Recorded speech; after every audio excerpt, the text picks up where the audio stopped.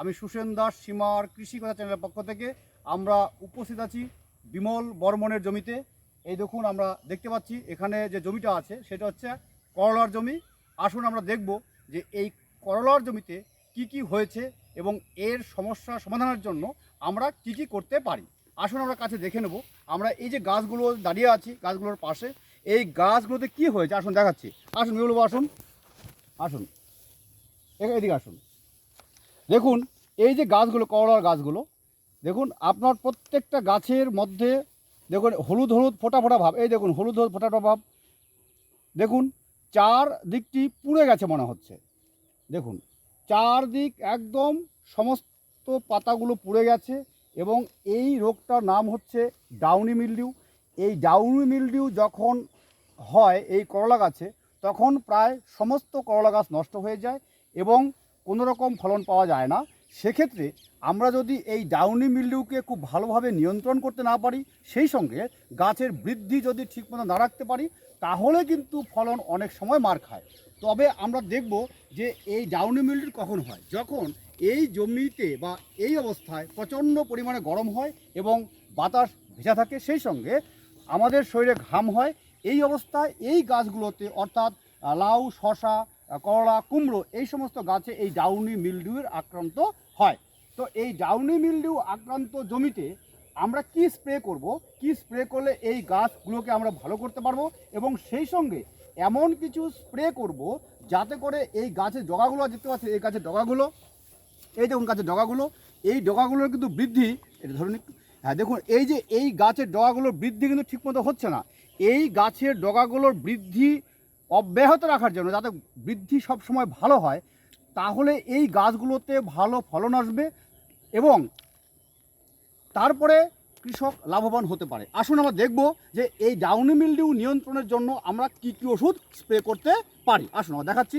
এই দেখুন আপনাদের চার্ট বানিয়ে এনেছি, এখানে দেখুন আবার দেখাচ্ছি। দেখুন আসুন এই পাশে আসুন। দেখুন আপনার এখানে ওষুধের নামগুলো বলছি। দেখুন দেখুন এখানে লেখা আছে ফ্লিক সুপার। এর উপাদান হচ্ছে ডাইমিথোমর্ফ প্লাস পাইরাক্লস্ট্রবিন। ডাইমিথোমর্ফ 12%, পাইরাক্লস্ট্রবিন 6.7%। এটা 1 লিটার জলে 3 গ্রাম হিসাবে মিশিয়ে স্প্রে করব। এটা হচ্ছে কৃষি রসায়ন কোম্পানির। এছাড়া আছে ক্যাব্রিও টপ। দেখুন মেটিরাম প্লাস পাইরাক্লস্ট্রবিন, এর ডোজ হচ্ছে 1 লিটার জলে 3 গ্রাম। এছাড়াও ইনফিনিটো, যেটা বায়ার কোম্পানি মার্কেটিং করে, সেটা হচ্ছে ফ্লুপিকোলাইড প্লাস পাইরা ম্যাকো প্রোপামোকার্ভ হাইড্রাক্লোরাইড 55.6%। এটা বায়ার কোম্পানি মার্কেটিং করে। এর ডোজ হচ্ছে 1 লিটার জলে 3 ml। এবং সিনজেন্টা কোম্পানি মার্কেটিং করে অ্যাজক্সিস্ট্রবিন প্লাস ক্লোরোথালোনিল, যেটা অ্যামিস্টার অপটি নামে বাজারে পাওয়া যায়, যে সিনজেন্টার। অথবা আমরা কার্জেট দেখুন দেখাচ্ছি, কার্জেট সাইমক্সানিল প্লাস ম্যানকোজেব, আমরা এটাও স্প্রে করতে পারি। তবে এই ওষুধগুলো যখন আমরা স্প্রে করব, তখন যদি গাছ এই ওষুধগুলো স্প্রে করার পরে গাছে যদি ঠিকমতো আমরা খাবার না দিই, তাহলে কিন্তু গাছের বৃদ্ধি ব্যাহত হবে, সেই সঙ্গে আমরা আশানুরূপ ফলন পাবো না। তো এগুলো স্প্রে করার পর আমরা কি করব, গাছে আমরা ভালো খাবার স্প্রে করব। সেই খাবারগুলো কি আমরা দেখাচ্ছি। দেখুন দেখুন এখানে আপনারা এখানে দেখতে থাকুন, আমরা ওদিকে দেখাচ্ছি। দেখুন এই গাছগুলো দেখতে থাকুন, এদিকে আমরা বাকি খাবার দেখাচ্ছি।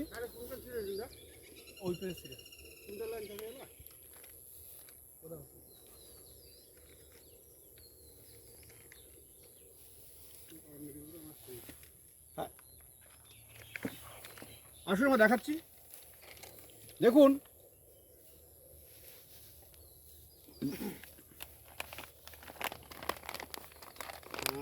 দেখুন এখানে লেখা আছে ম্যাক্রোফার্ট এনপিকে 20-20-20। এটা 1 লিটার জলে 5 থেকে 7 গ্রাম হিসাবে মিশাবো। সেই সঙ্গে আমরা মেশাবো, দেখুন মোবোমিন, এটা 1 লিটার জলে 1 গ্রাম হিসাবে মিশিব। এই দুটো একসঙ্গে মিশিয়ে যদি আমরা এই করলার জমিতে ভালোভাবে স্প্রে করি তাহলে খুব ভালো বৃদ্ধি পাবে। এই যে মোবোমিন এটা হায়েস্ট আমরা 2 বার ব্যবহার করব। এই NPK 20-20 ব্যবহারের পরে আমরা এটা চেঞ্জ করে দিয়ে আমরা কি ব্যবহার করব দেখুন, দেখাচ্ছি। দেখুন দেখুন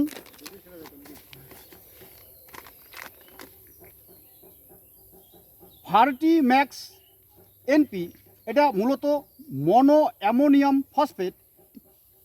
এর উপাদান হচ্ছে NPK 126160, অর্থাৎ এই উপাদানের মধ্যে আছে 12% নাইট্রোজেন এবং 61% ফসফরাস, পটাশিয়াম নেই। এটা 1 লিটার জলে 5 থেকে 7 গ্রাম। সেই সঙ্গে আমরা স্প্রে করব, দেখুন মিরাকুলান। এই মিরাকুলান দেখুন লেখা আছে মিরাকুলান, এটা 1 লিটার জলে 1 ml হিসাবে মিশিয়ে স্প্রে করব।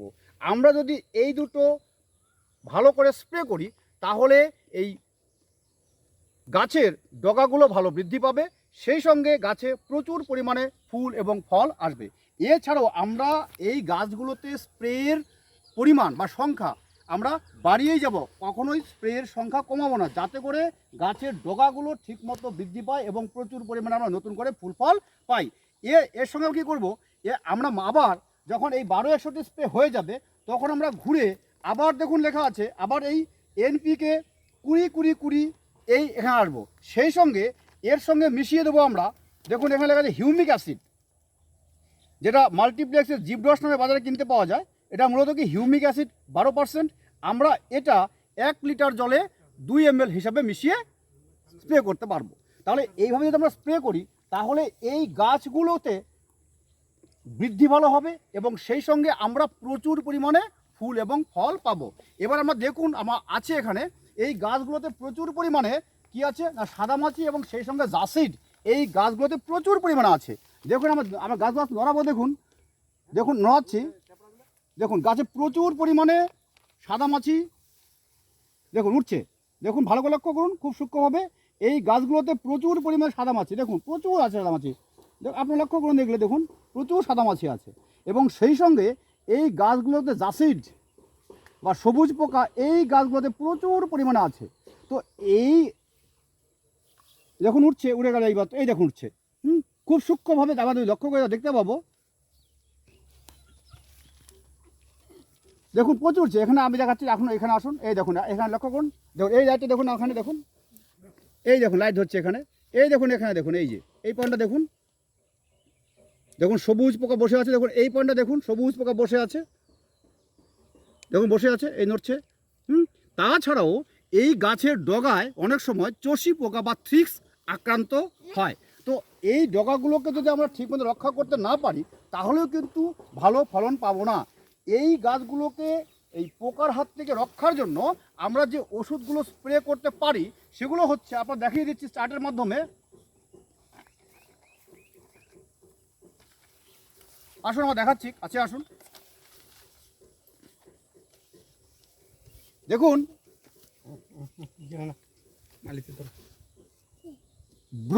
BRO ফ্রেয়া, এটা হচ্ছে ব্রোফ্লানিলাইট 20% SC, 1 লিটার জলে 0.25 ml। এটা হচ্ছে PI কোম্পানির।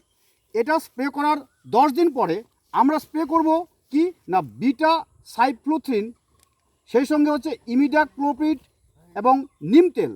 এটা বাজারে কিনতে পাওয়া যায় সোলোমন নামে। এর ডোজ 10 লিটার জলে 10 ml 15 লিটার জলে মেশাবো। সেই সঙ্গে আমরা মাল্টিনিম বা নিম তেল, যেটা আমরা হাতে আছে দেখতে পাচ্ছেন মাল্টিনিম, এই মাল্টিনিম দেখুন এখানে আছে মাল্টিনিম। এই মাল্টিনিম 1 লিটার জলে আমরা 2 থেকে 3 ml হিসাবে মিশিয়ে স্প্রে করব এবং এর 10 দিন পরে আমরা এই গ্রুপটা চেঞ্জ করে দেবো। আমরা যখন চেঞ্জ করব তখন দেখুন এখানে লেখা আছে, দেখুন অনেক সময় এই গাছগুলোতে আমাদের লক্ষ্য করছে নিচ দিয়ে গিয়ে যে এখানে প্রচুর পরিমাণে ফল ফুটো করে দিয়েছে। এই জন্য এই ফ্রুট ফ্লাইকে কিছু নিয়ন্ত্রণ করার জন্য আমরা ফ্লুবেন্ডামাইড এবং ডেল্টামেথ্রিন এর মিশ্রণ আমরা স্প্রে করতে পারি। যেটা বাজারে কিনতে পাওয়া যায় ফেনোস কুইক নামে, এটা প্রতি 15 লিটার জলে 7.5 ml করে মেশাবো। সেই সঙ্গে এর সঙ্গে নিম তেল আমরা অবশ্যই মেশাবো। সার্বিকভাবে এরপরে যে আমরা যদি খুব কম খরচে এই গাছগুলোকে ভালো করতে চাই তাহলে কি করব? আমরা যে এতক্ষণ আলোচনা করলাম সেগুলো প্রত্যেকটাই রাসায়নিক বা কেমিক্যাল, এবং সেই সঙ্গে যে আমরা যদি কম খরচে এই গাছগুলোকে ভালো করতে চাই তাহলে যেটা করতে হবে, এই গাছগুলোতে গোবর জল অবশ্যই স্প্রে করতে হবে। এই গোবর জল আমরা কিভাবে স্প্রে করব, যেটা আমরা আগের ভিডিওতে দেখিয়েছি যে প্রতি 15 লিটার জলে 1.5 কেজি কাঁচা গোবর জলে গুলে আমরা যদি খুব ভালোভাবে স্প্রে করি, সেই সঙ্গে যদি আমরা নিম তেল মিশিয়ে দিই বা একটু যদি অন্য বিষ, যেটা আমরা বললাম যে সোলোমন যেটা বললাম একটু আগে, যদি এই বীজগুলো খুব সামান্য পরিমাণে মিশিয়ে দিই এবং এই গাছগুলোতে খুব ভালো করে স্প্রে করি, তাহলে খুব কম খরচে এই রোগ এবং পোকার হাত থেকে অনেকটা রক্ষা করা যাবে। তবে আমাদের মনে রাখতে হবে যে কাঁচা গোবর জল যখন মেশাবো, সেই কাঁচা গোবর অবশ্যই দেশি গরুর হবে। সেই সঙ্গে 7 থেকে 10 দিন পর পর কাঁচা গোবর এবং জল আমরা এই গাছগুলোতে ভালো করে স্প্রে করব। যদি আমরা এইভাবে এই গাছগুলো যত্ন করি তাহলে আমরা আশানুরূপ ফলন পাবো।